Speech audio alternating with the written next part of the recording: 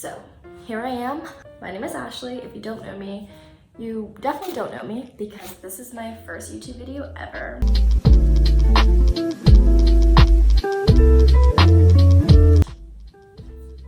Hopefully I post this video on the internet. I was very inspired by BookTube, Book Talk, Book Media.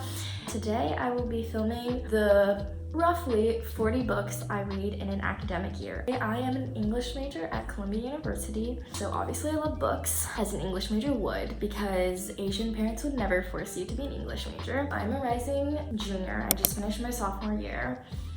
And typically I stick to the categories I like, the genres I like, but I made it a huge point this year to read more books that are part of the Western tradition, really diverse authors. Usually I'm into fiction. I try to read some nonfiction, some academic works, biographical stuff. I tried to read science, graphic novel. I had to read a lot of philosophy and politics for school this year, and I also had to read Asian American literature for the Asian American lit class I took. I took like a very basic literature class called Literary Texts and Critical Methods, so I'll be going over books I read both for fun and also for school. But I would make it fun, so I will do something that you are never supposed to do in the humanities, which is assign numbers. So I'm ranking these books.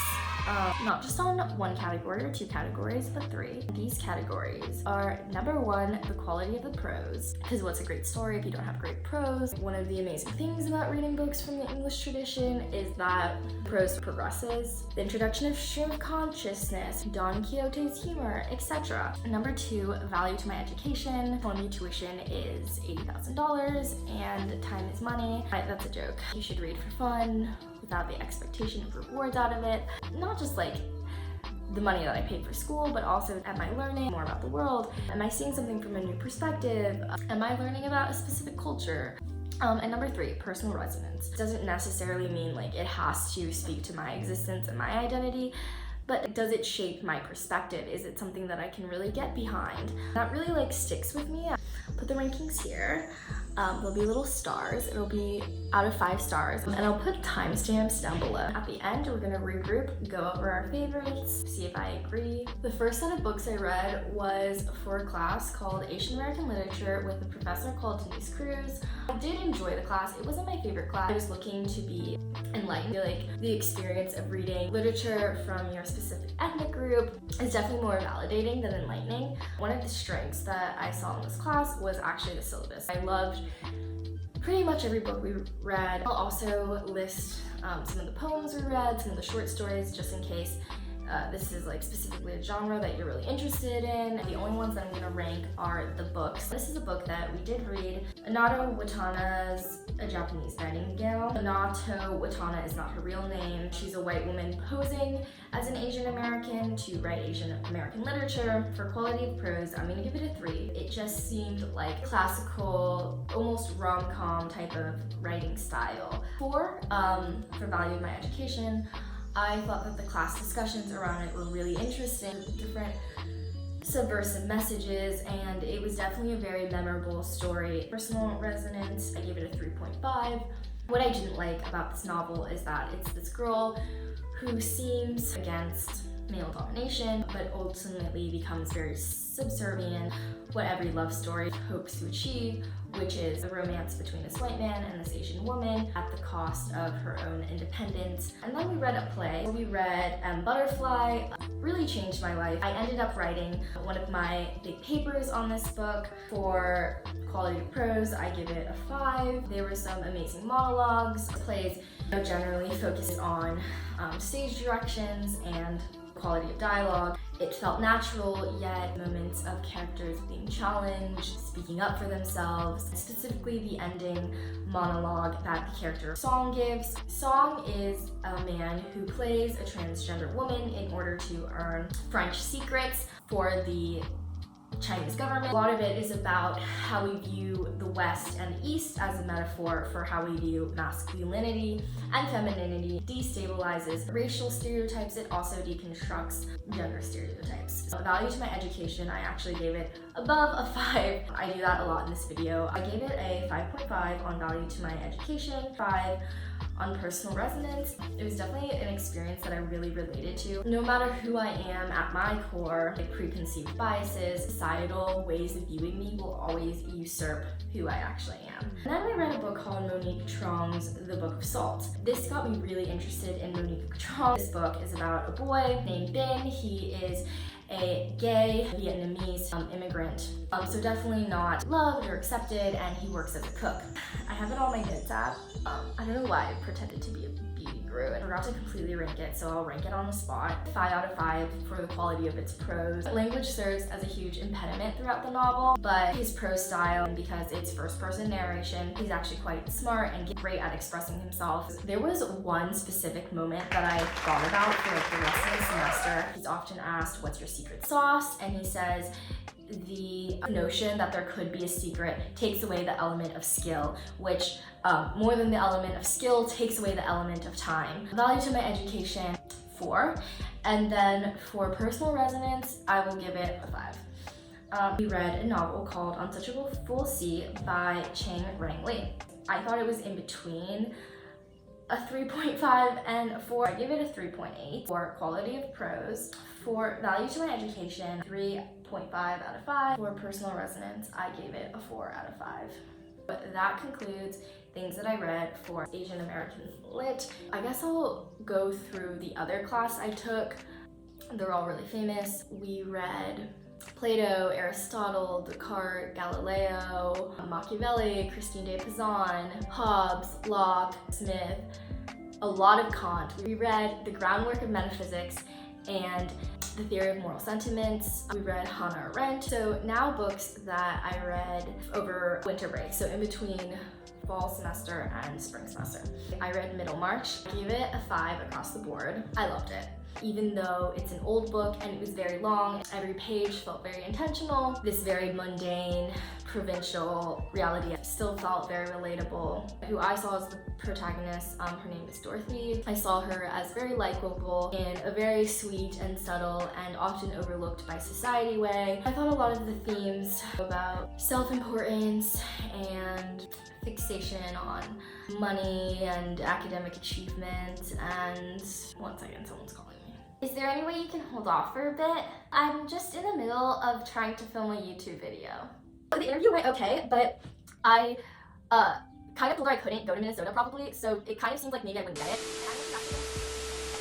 Then I read a collection of essays by the New Yorker author Gia Tolentino, Trick Mirror. I gave it a standard 4 out of 4 across the board. Some of the topics were marriage, growing up as a woman, the internet, or being on a TV show. She talked a lot about the people that can get away with things in a society of like ours. I know she talked about Elizabeth Holmes. Then I read Carmen Maria Machado's Her Body and Other Parties. I gave it a 5.5 for quality of prose just because as a creative writer, learned a lot of things that I would like to try out. It was very experimental. It felt modern and not in a bad way. It felt like it was in the direction language is going and a very special thing to witness. A 3 out of 5 on educational value. It dwelled a lot on queer culture and violence. I know her other book is about domestic violence, and then a 5 out of 5 on personal resonance. And then I read All About Love by Bell Hooks. It's kind of a cross between, I don't really know what I would call it. It wasn't exactly informational. It felt highly anecdotal, but it also was kind of a self-help book. I know a lot of people who like this, and the author recently passed away, so I thought I would read it. I give it a 3 out of 5 for everything. There's a part where she called something domestic terrorism, and I was taking a poli-sci class at the time, and I was like, that's not what domestic terrorism is. It didn't really give me very many like practical steps. It seemed highly rooted in her own experiences, but then as opposed to dwelling on her own experiences and learning from those, she sort of applied those to broader perspectives. Then I read The Year of Magical Thinking by Joan Didion. I gave it a 4.5 out of 5 for quality of prose. I thought it was very beautiful and very thought-provoking. The title itself very much so captivated my interest. I gave it a 4 out of 5 for value to my education. I thought that it was a book that educates and sort of alleviates you at a very personal level, which sometimes is more important than an academic level. For the final one, Personal Resonance, I gave it a 2 out of 5. I know people who heavily related to the book, but personally I have never, witnessed the death of my husband or the sickness of my kids. So maybe one day it will make me cry and I will understand better why Joan Didion is a cultural icon and a literary icon, and I sort of understand it. I read it at a point in my life where I was feeling a little bit numb. Then Norwegian Wood by Haruki Murakami. It was my second Murakami. The other one I read was Hard Boiled and The End of the Universe, I think, The End of the World. And I definitely liked this one more. The book sort of centers around this boy. In high school, his best friend died. It is a story about him sort of forming a relationship with his dead best friend's ex-girlfriend and this sort of new girl he meets in college as a metaphor for holding on to the past, being stuck in depression, moving on with his life, and finding his own sense of personal happiness. I gave it a 5 out of 5 for quality of prose. I thought it was stunning even as a translation because it was translated from Japanese. I think just the way that he uses language to paint worlds and paint people is something that other people can attempt to do, and he definitely takes very classical tropes or things that sort of people obsess over and can hit the mainstream really hard. He takes sort of elements of fantasy. For Value to My Education, I gave it a 4 out of 5. And then Personal Resonances, I gave it a 4.8 out of 5. I really loved it. Very beautiful, very compelling, but I did feel like, I think it's Midori, is sort of a manic pixie dream girl as well as the ex-girlfriend, even though it did give a fresh and compelling take to suicide, and it definitely was not glamorized. It felt like a story I had heard before almost. And then I read King Lear by Shakespeare. Gave it a 4 for quality of prose, then a 3 for Value to My Education, and a 0 for Personal Resonances. Don't listen to this, this is objectively the wrong opinion. As an English major, I did spark notes it just because I read it really fast, and I felt like I had to read it because it's a very important novel, but I didn't read it within a classroom setting, so I couldn't really discuss it, didn't really pick up what was being said. And then I read The Bluest Eye by Toni Morrison. I gave it 5 across the board. It was a very new take to Black trauma, specifically the lens of Black beauty. It was maybe my 4th or 5th Morrison that I've read, and definitely one of her more popular ones. I think all of her novels are amazing and stunning. They were also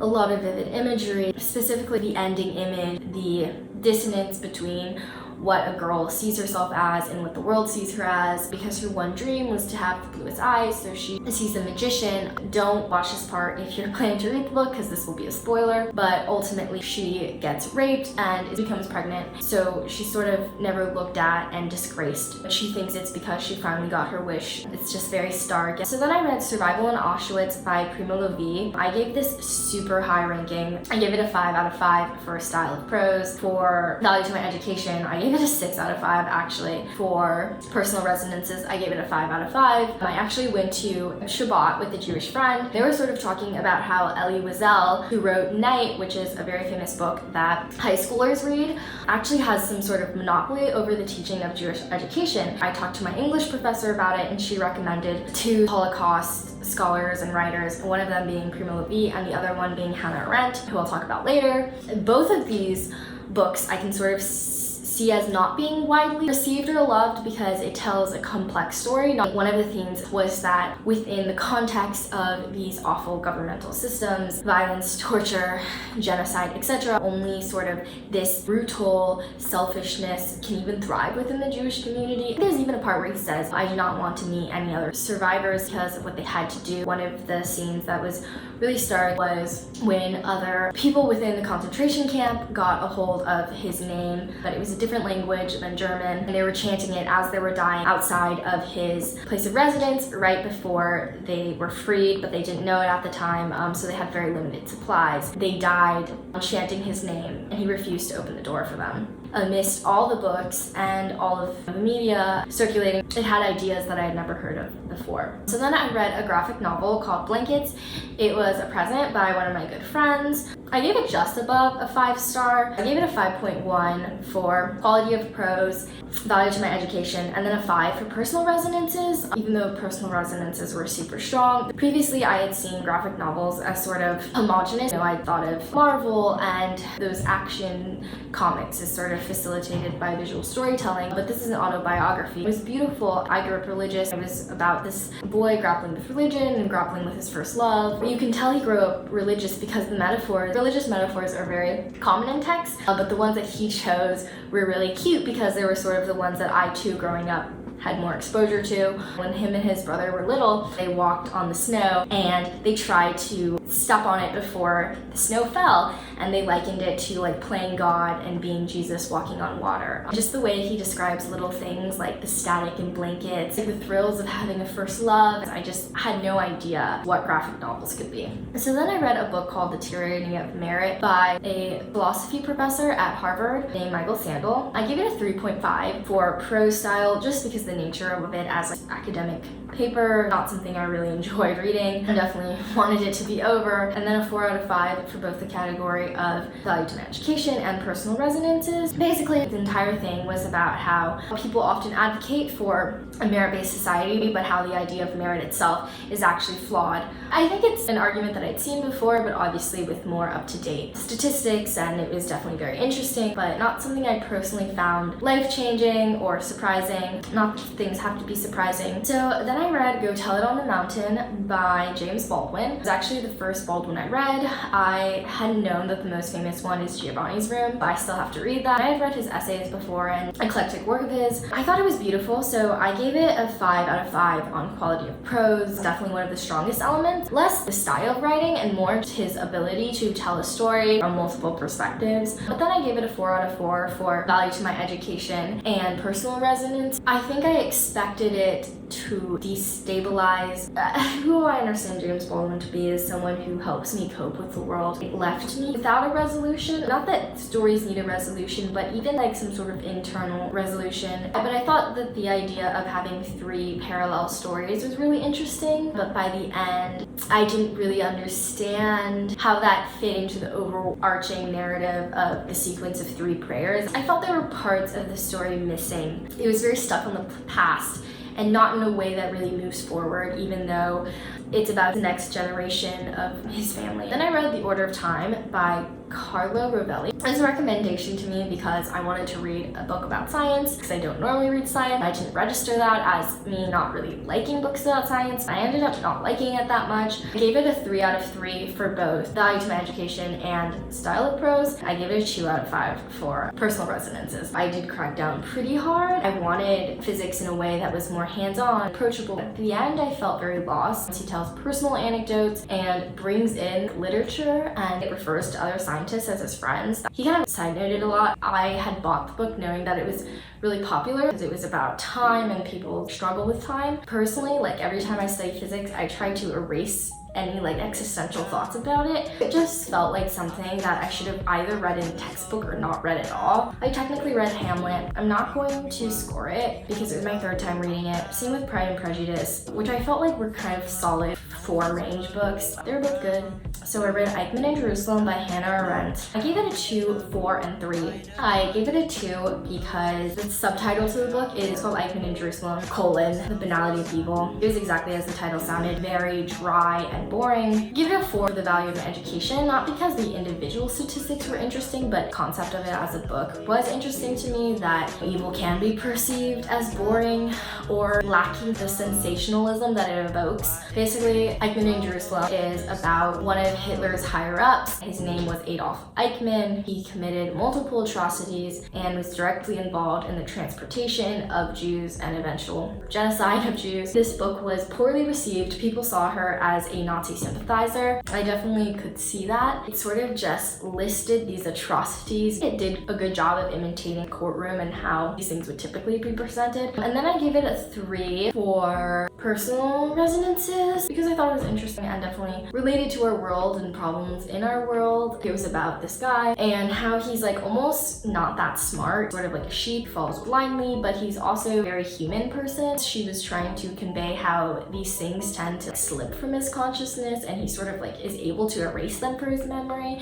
and still thinks and acts as a good family man. The final novel was Severance by Linmark, which is the most recent novel. I finished it a week ago and I gave it a 4, a 5.5, and then I said astronomical as my rating, but I equated that to a 6 for personal resonances. The fact that it was written in 2018 and it gets so many things right about COVID. It wasn't on my syllabus, but I had heard a friend who had it on their syllabi, and that's why I chose to read it. K95, the fact that people wouldn't care that much about a pandemic, the media's influence in the pandemic, how tourism actually rose, how a lot of people tried to ignore it. I feel like everything these days is critiquing capitalism. It just felt so new and refreshing. Actually made me feel as if I had to be a more conscious consumer and more aware of the connection between the product and the labor involved. Because of her immigrant status, now living in America, she sort of works with the glamorous aspect and makes a great salary and lives in New York City, but then also it is because of the outsourcing from people of her ethnicity back in Fuzhou, China. Let's do some quick calculations and see who the winner is. And Butterfly and Severance. 3 at 15.2 was Blankets by Craig Thompson. And then tied for 15 was classic literature, Middlemarch and the Bluest Eye. And now looking at these rankings, I know that it's all just kind of bullshit. Hello.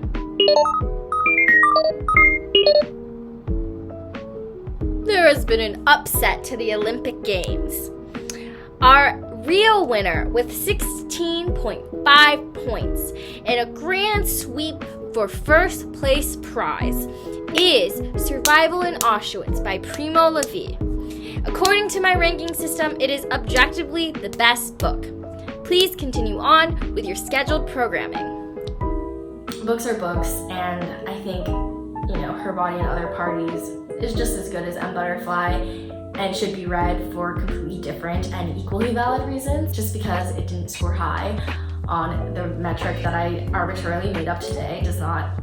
Obviously, no one thought I was a real expert. But yeah, these are my personal opinions. I guess I can give a little summary. Reading these books were really fun, but I would definitely say that I love being an English major. Definitely a huge passion of mine, but especially with BookTube and Book Talk, everyone is like reading makes you smart. And I don't think that is necessarily what it is. I think reading is being a more conscious, informed, and sustaining attention to one thing, and that doesn't necessarily have to be achieved through reading. You can watch a documentary, you can be involved in an organization and actually have more hands-on experience. You can study science yourself or study the world, and that brings me to my last point, which is just that, these are all supposed to tell you how to navigate the world and exist in the world.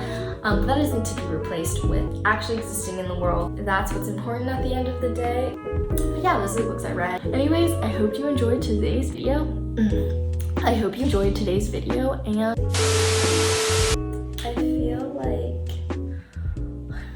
and I feel like I'm sweating.